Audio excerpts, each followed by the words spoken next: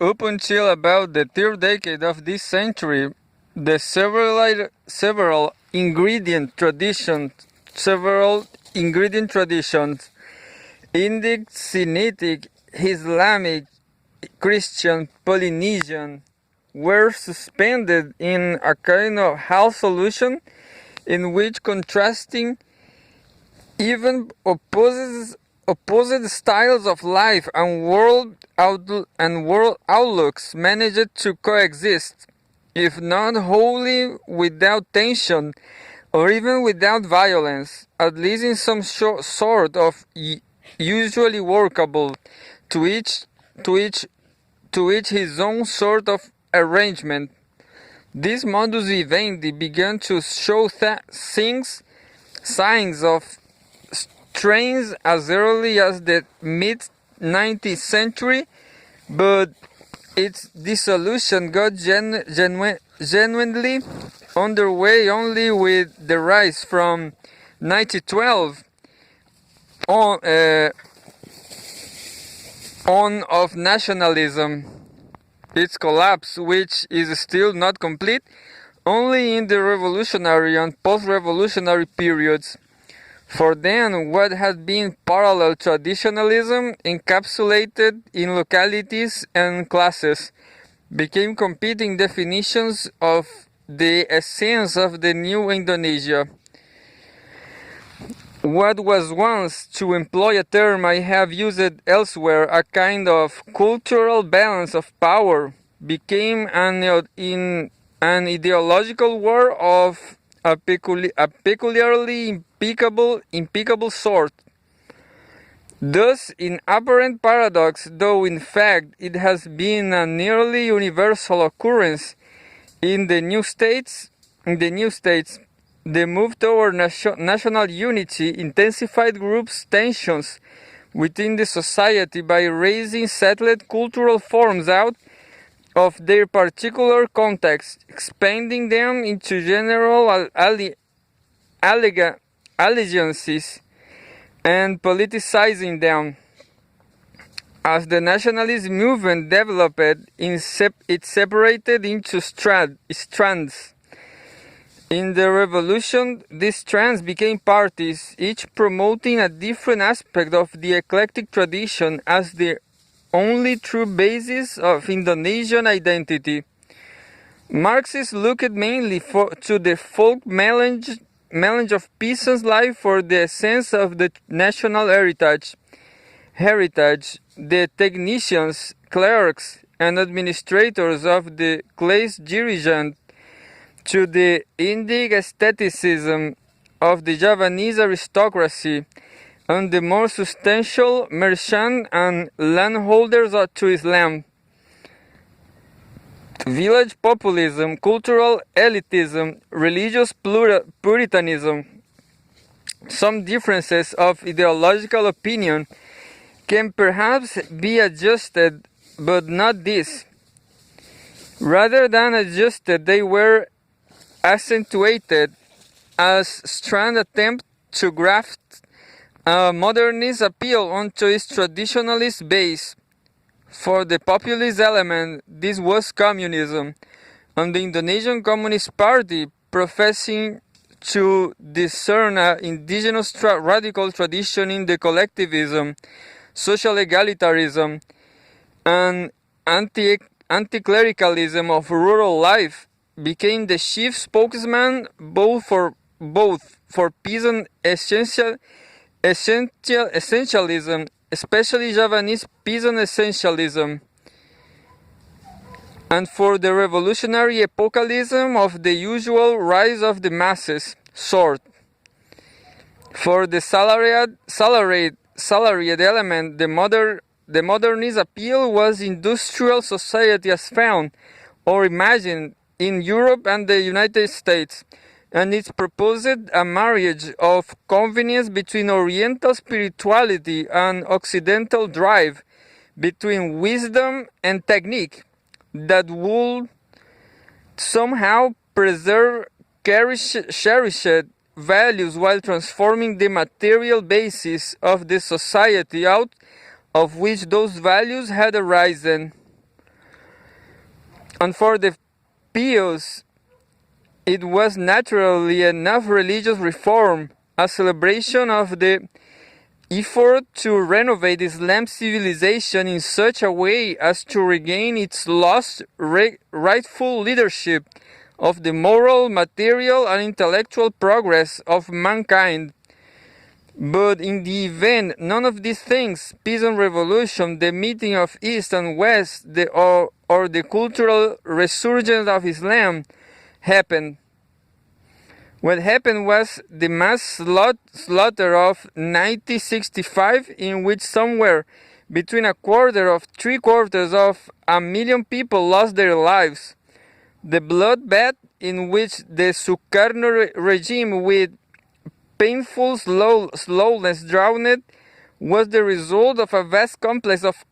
causes, and it would be absurd to reduce it to an ideological explosion. Yet, whatever the role of economic, political, psychological, or for that matter, accidental factors is bringing it on, and what is even harder to explain, sustaining it, it marked the end of a distinct phase in the progress of Indonesian nationalism. Not only were the slogans of unity, one people, one language, one nation, from many one, collective harmony, and so on, which had not been easy to credit in the first place, now rendered plausible altogether.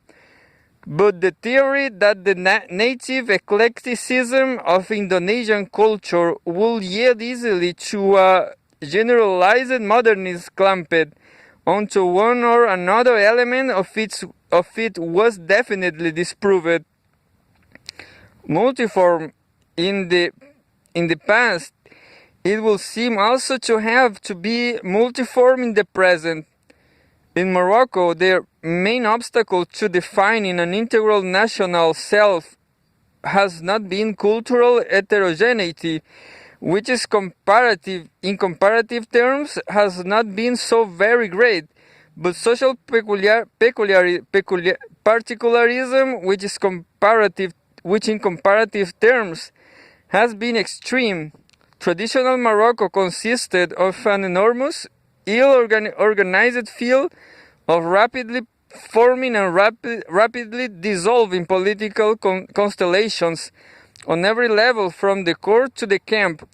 every basis from the mystical to the occupational, on every scale from the grand to the microscopic.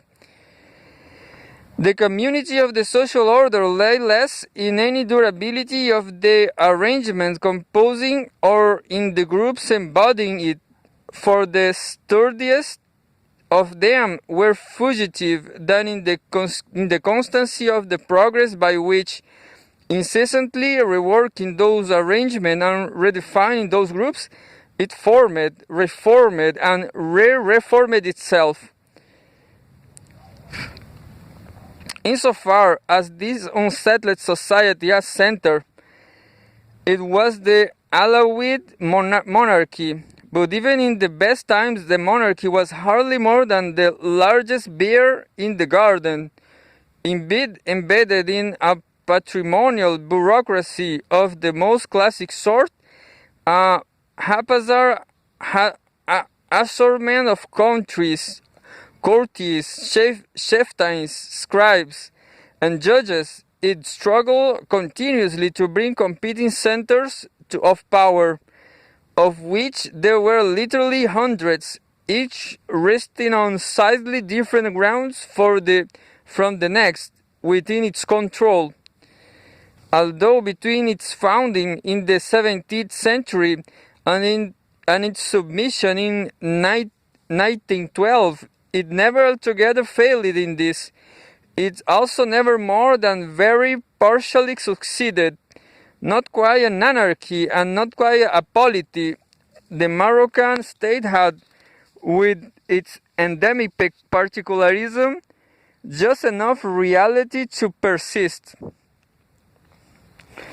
Initially, the effect of colonial domination, which only formally lasted about 40 years, was to eviscerate the monarchy and turn turned it into a kind of Moorish tableau vivant. But intentions are one thing and events are another, and the ultimate result of European rule was to establish the king as the axis of the Moroccan political system rather more emphatically than had originally been the case, though the earliest movements toward independence were undertaken by an uneasy and, as it turned out, unstable coalition of Western educated intellectuals and neo-traditional Muslim reformers. It was the arrest, exile, and triumphant restoration of Muhammad V in 1953 to 1955 that finally secured the independence movement, and insecurity turned the throne into the focus of Morocco's growing but still intermittent sense of nationhood. The country got revived, ideologized, and better organized its center back. But it soon turned out it also got similarly improved its particularism back. Much post-revolutionary political history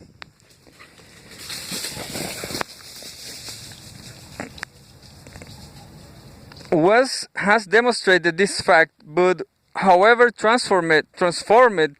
the crucial struggle still consists in an attempt by the king and his staff to sustain the monarchy as a viable institution in a society in which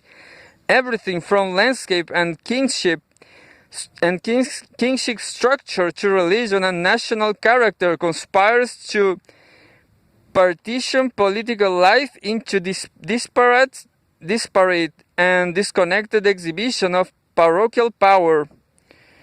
The first such exhibitions came with a series of so-called tribal uprisings, in part foreign stimulated, in part the result of domestic political maneuvering, in part a return of the culturally repressed that arrived the new stage during the first few years of independence. These were eventually put down with a combination of royal force and royal intrigue, but they were merely the first, rather elemental indications of what life was going on to be like for a classical monarchy that, returning from the limbo of colonial subservience, had to establish itself as at once the authentic expression of the nation's soul and the appropriate vehicle of its modernization. As Samuel Huntington has pointed out, the peculiar fate of traditional monarchies almost everywhere in the new states is to have also to be modernizing monarchies, or at least to look like such. A king content merely to reign can remain a political icon, a piece of cultural bric-a-brac, but if he wants also to rule, as Moroccan kings have always very much wanted to do, he must make himself the expression of a powerful force in contemporary social life. For Muhammad V, and since 1961 his son Hassan II, this force has been the emergence of, for the first time in the country's history, of a Western educated class large enough to permeate the entire society and discreet enough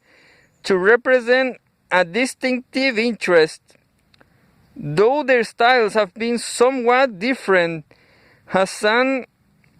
remote where Muhammad was parental,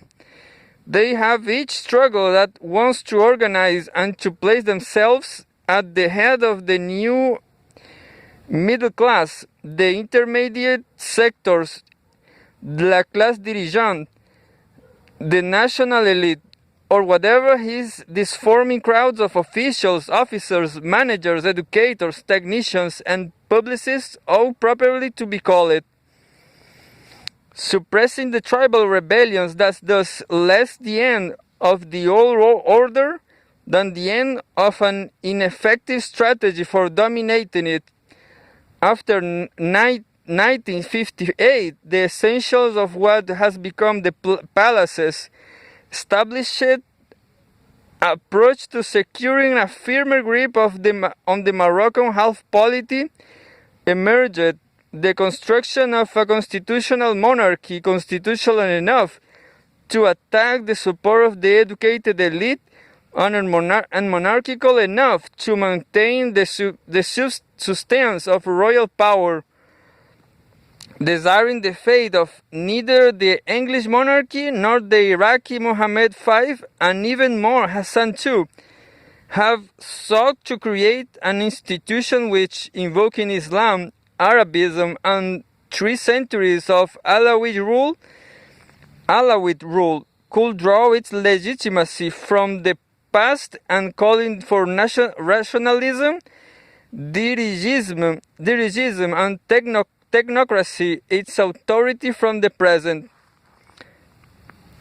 The stages in the recent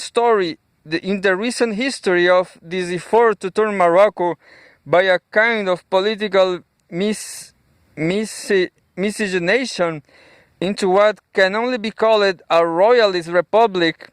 the separation of the secularist, religious, and traditionalist wings of the nationalist movements, and the consequent formation of a multi-party system in 1958 to 1959, the failure of the King's own coalition party, the Front from the Defense of Constitutional Institutions,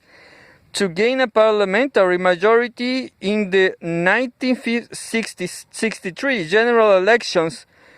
the royal suspension, ostensibly temporary, of parliament in 1965, the Dime Novel murder in France of the major opponent of the whole project, Mehdi Ben Barka, in 1968, need to be traced out here. The point is that the tension between essentialism and epochalism is as observable in the vicissitudes of the post-revolutionary Moroccan political system as in those of the Indonesian, and if it has not as yet attained so flamboyant and denouement, and one may hope never will, it has been moving in the same direction of increasing unmanageability, as the relationship between that Edward Shields has called the will to be modern, and that Mazzini called the need to exist and have a name, grows steadily more involved, and though the form it takes and the speed at which it moves naturally vary, the name process is occurring in, if perhaps not all, at least the overwhelming majority of the new states, as the revolution accomplished the point of it is sought.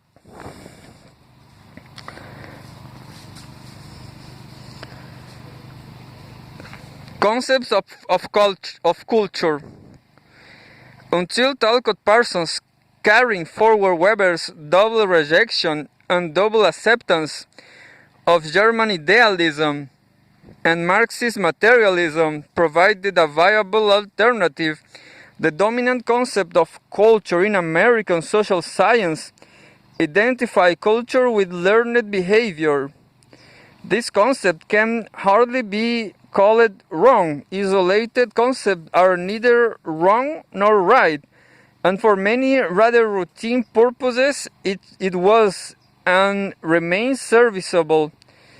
But it is now clear to virtually everyone whose interests extend any distance beyond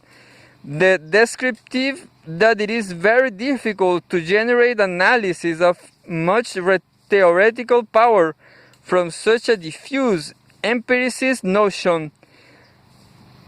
The day when social phenomena were explained by redescribing them as culture patterns, and nothing that much patterns are handed down from generation to generation, is very nearly past, and persons insisting in his grave and toneless voice had that to interpret the way a group of human beings behave as an expression of their culture, while defining their culture as the sum of the ways in which they have learned to behave, is not terribly informative, is as responsible for its passing as any single figure in contemporary social science. Tommy.